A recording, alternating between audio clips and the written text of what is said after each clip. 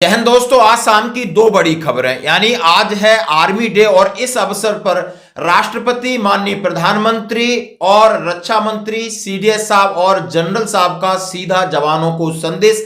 आखिर उन्होंने जवानों के लिए क्या कहा। और दूसरा, ग्वालियर के सीनियर सुपरिटेंडेंट ऑफ पुलिस यानी एसएसपी पुलिस ने चेतावनी दी है सैनिकों के बच के रहना यहां कुछ अलग है। यानी ये भी आपको वीडियो, आज का जो कार्यक्रम था जिसमें मैं खुद था, वो भी आपने वीडियो देखो। अभी एक झलक। आज 76 इंडियन आर्मी डे हम मना रहे हैं और ये इंडियन वेटरन्स ऑर्गेनाइजेशन आईयू के द्वारा ये जो ग्वालियर में कार्यक्रम किया जा रहा है बहुत ही सराहनीय कार्यक्रम है। और उसमें आप सब जो देशभक्त और जिन्होंने अपने देश के लिए अपने जीवन के बहुमूल्य समय दिया है, अपना साहस दिया है, कई सारे लोगों के लिए जो बहादुरी दिखाई है उनके। इंडियन आर्मी डे क्यों मनाया जाता है, इसके ऊपर प्रकाश डालना बहुत आवश्यक है। और फिर करते हैं खबरें विस्तार से। सबसे पहले आर्मी डे है आज दोस्तों, जैसे कि सेलिब्रेशन हो रहा है उसकी आप झलकियां दे सकते हो। फायर पावर डेमोन्स्ट्रेशन है, आप बाकी ड्रिल, डिसिप्लिन और कोऑर्डिनेशन की आप तस्वीर देख सकते हो। आर्मी डे के ऊपर एक भारतीय सेना की एक झलक देख सकते हो और आप गौरवान्वित हो सकते हो। इस गौरवमयी दिन के अंदर जैसे कि राष्ट्रपति महोदय ने कहा, I extend my warm facilities in the Indian army on occasion of army day.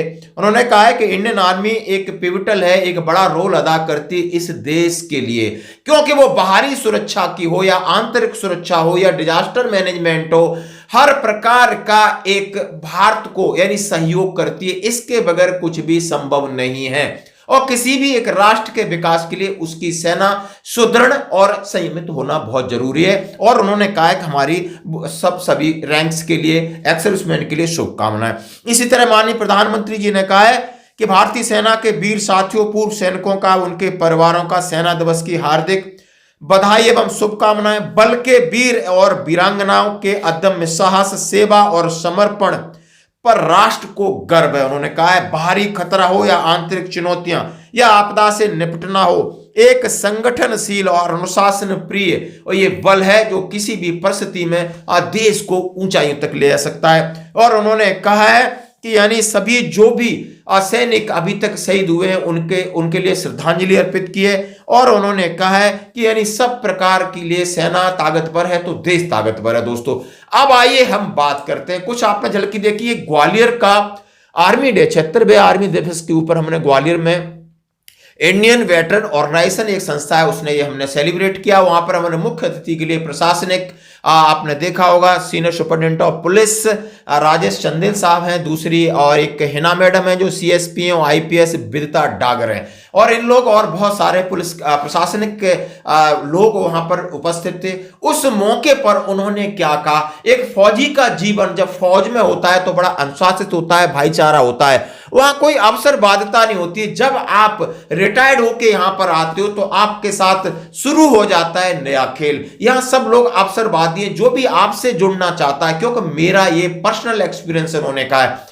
ऐसे हजारों केस में एसपी रहते हुए मैं देख रहा हूं कि फौजियों के प्लॉट किसी ने घेर लिए, फौजियों को कोई किसी तरह प्रताड़ित कर रहा है, कोई फौजी बन के ठगी कर रहा है, बहुत सारी साइबर ठगी। उन्होंने हजारों तरह की डायलेक्ट हम बोलते हैं, उन सबको सूत्र में दो लोगों ने बांधा है। एक पहले शंकराचार्य जी ने 4 स्थापित किए, धर्म के नाम जगह उन्होंने स्थापित की कि हमारा बॉर्डर एक तरीके से हो गया।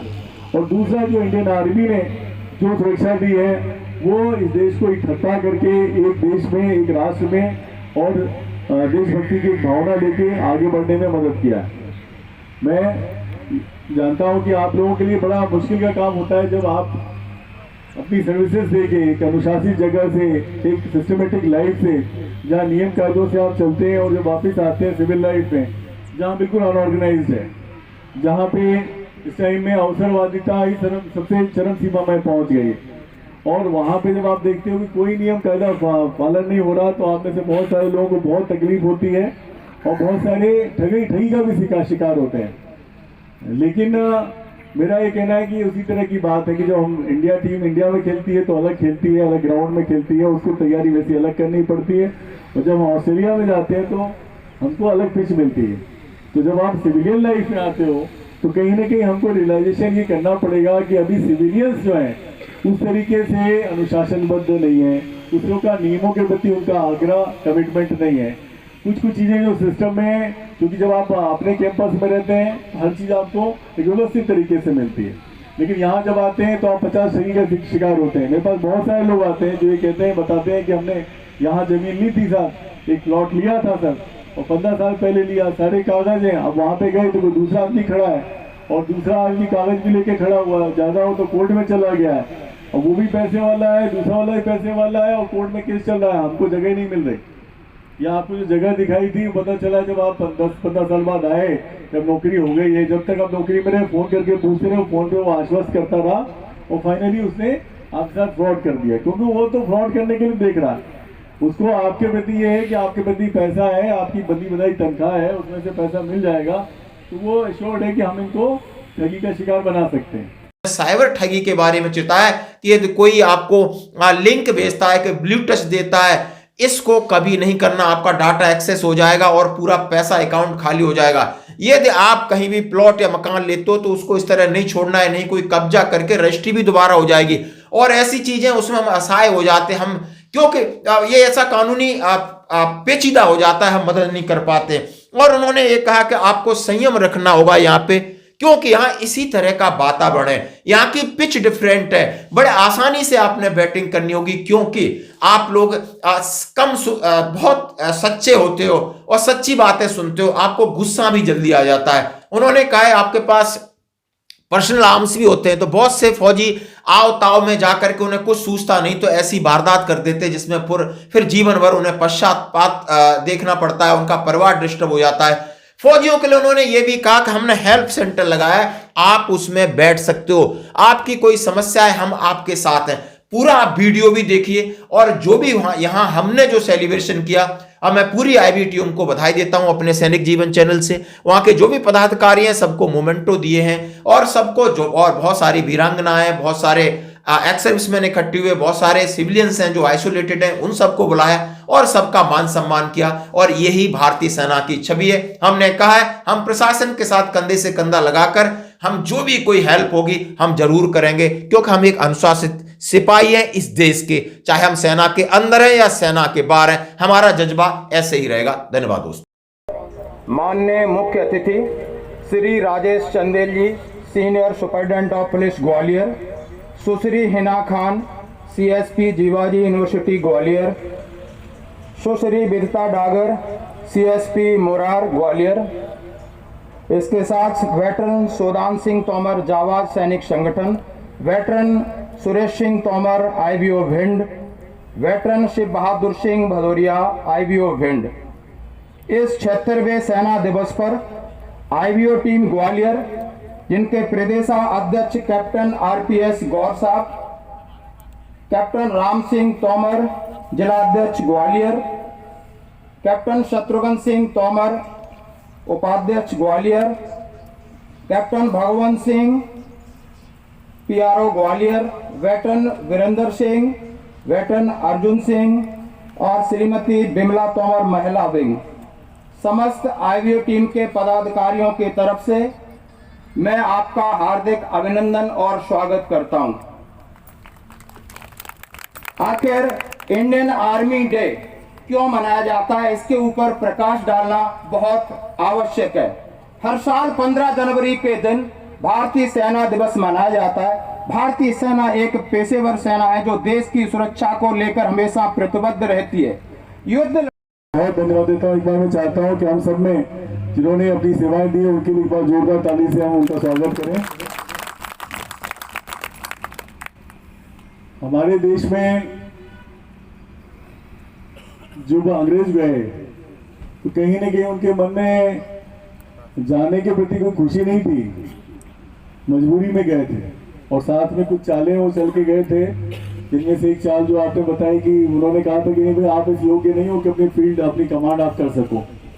लेकिन हमारे जो करियप्पा साहब थे उन्होंने पहला चार्ज दिया फील्ड मार्शल, और फिर एक सिंह मानेक शाह साहब है जो बहुत ही दो नाम हमारे इतिहास से बड़े जबरदस्त नाम है, जिन्होंने एक फीलिंग दी कि हम लोग अब सब शिक्षियों में सक्षम है, भारतीय किसी से कम नहीं है और उसमें ये जो हमारा पहला नेतृत्व किया था फील्ड मार्शल करियप्पा साहब ने, उनका बड़ा योगदान था।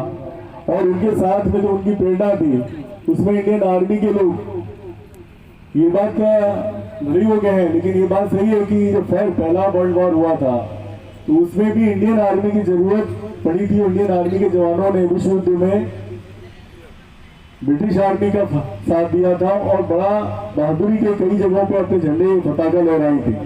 तो हमारा एक बड़ा समृद्ध इतिहास आपका सबका है, इंडियन आर्मी का है, आप सब लोगों का है, जिन्होंने विश्व में अपना नाम किया है, प्रतिमान स्थापित किए हैं। 1978 का युद्ध विश्व में अपनी तरह का एक अनूठा युद्ध माना जाता है, जिसमें तकरीबन 1 लाख आदमी, 1 लाख पाकिस्तानी सेना ने सरेंडर किया था। और उसमें ये माना गया था कि ये भारतीय फौज ही कर सकती है कि जब उसे युद्ध जीता है तो उसे अपना इतना बड़प्पन भी दिखाया और मानवता के प्रति अपना कमिटमेंट दिखाया कि अगर आपने सरेंडर किया है तो हमने आपको जिंदा जाने दिया है। एक जो संस्कार जो है, जो भारतीय पद्धति में है, उसका एक बहुत बड़ा उदाहरण पूरे विश्व में इस तरह का कोई दूसरा उदाहरण नहीं मिलता। तो हम लोग निश्चित तौर पे अपने आप में एक बहुत समृद्ध संस्कृति को रखने वाले हैं। आप सबका बड़ा विशेष, पूरे देश को आज़ाद के बाद में जो अपने आप आपस में जो बढ़ने का था, स्वाभिमान का था, हमको अपना गौरव को आगे बढ़ाना था, उसमें कहीं ना कहीं शुरुआत हमारे देश में आर्मी ने की है। नहीं तो क्या होता है कि जैसे घर में लोग बाग होते हैं, घर में भी अगर ये कर दिया जाए कि कोई अनुशासन नहीं है और कोई सुरक्षा नहीं है, 2 चीजें नहीं है। पहली चीज की सुरक्षा नहीं है कि हमारा घर तभी हमारा घर है जब घर के सदस्यों के अलावा दूसरा आदमी आएगा तो वो घर में नहीं घुस पाएगा बिना घर के मुखिया की अनुमति के, तब तो घर है, तब वो सुरक्षित है। और दूसरा कि वहां पर ये घर में ताकत कब है, जब पूरे घर के लोग एक अनुशासन में है, एक किसी एक के कहने से वो सारा काम करते हैं, तो हमारे सारी जो एनर्जी है वो चैनलाइज होती है। तो आर्मी ने ही एक हमारे देश को, जो इसके पहले बहुत पुराना हमारा इतिहास है लेकिन भूखंडों में बटा हुआ था, अलग अलग तरीके की संस्कृति, कल्चर, भाषा, यहाँ तक कि रेसेस, यहाँ तक कि चेहरों की बनावट भी अलग अलग है हमारे यहाँ। नॉर्थ इंडियन अलग है और हमारा नॉर्थ भी अलग है, साउथ के लोग अलग है, द्रविडियन फीचर्स अलग हैं, आर्यन फीचर्स अलग है, बहुत सारी रेसेस है हमारे यहाँ।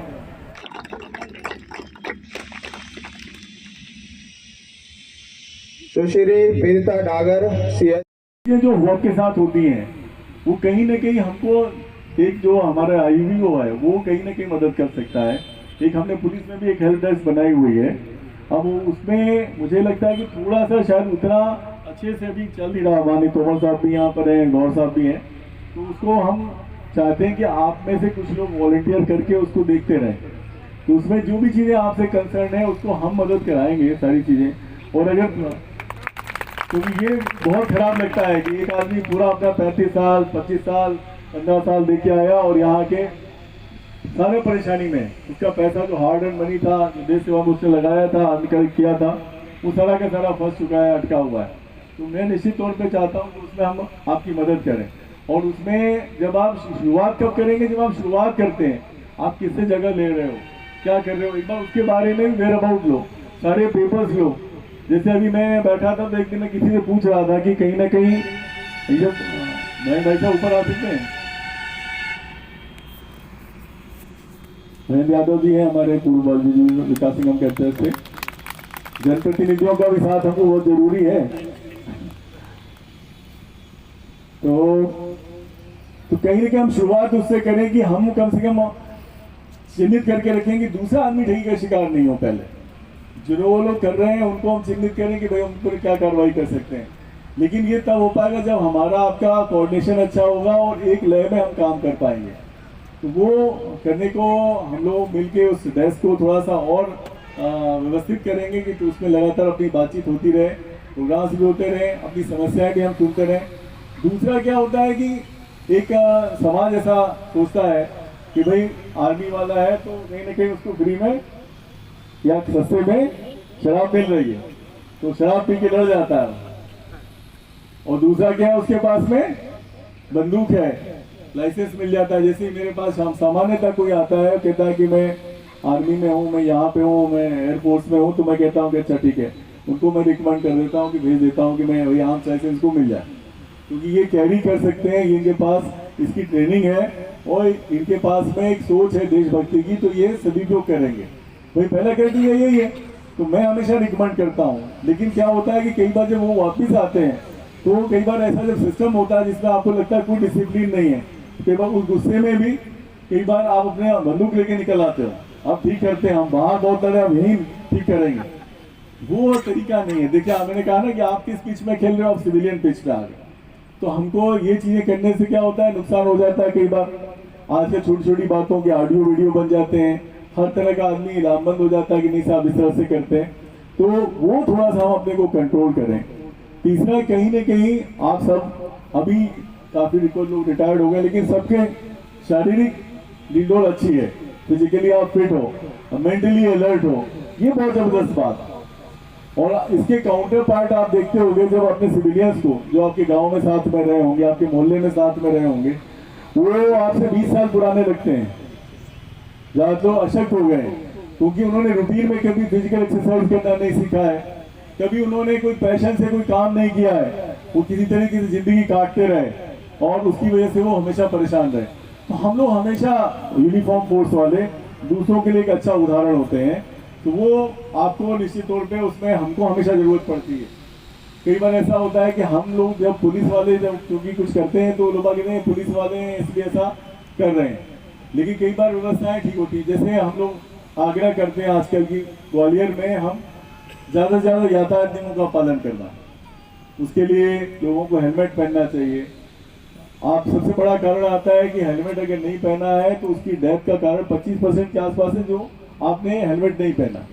और कितना भी मजबूत सिर हो, वो अगर रोड पे गिरा और आपका एक्सीडेंट हुआ और वो गलत तरीके से सिर में टकराया किसी कठोर जगह पे, पत्थर पे, तो डेथ हो जाती है, नहीं तो कोमा में चला जाता है। उसकी जिंदगी, उसके अगर वो बच गया तो उसकी और परिवार की जिंदगी बहुत खराब हो जाती है। और ये आप जानते हो कि कोई आदमी अगर असहाय है, अपंग है, तो परिवार वाले। जय हिंद मित्रों, आज 76 इंडियन आर्मी डे हम मना रहे हैं और ये इंडियन वेटरन्स ऑर्गेनाइजेशन IUO के द्वारा ये जो ग्वालियर में कार्यक्रम किया जा रहा है बहुत ही सराहनीय कार्यक्रम है।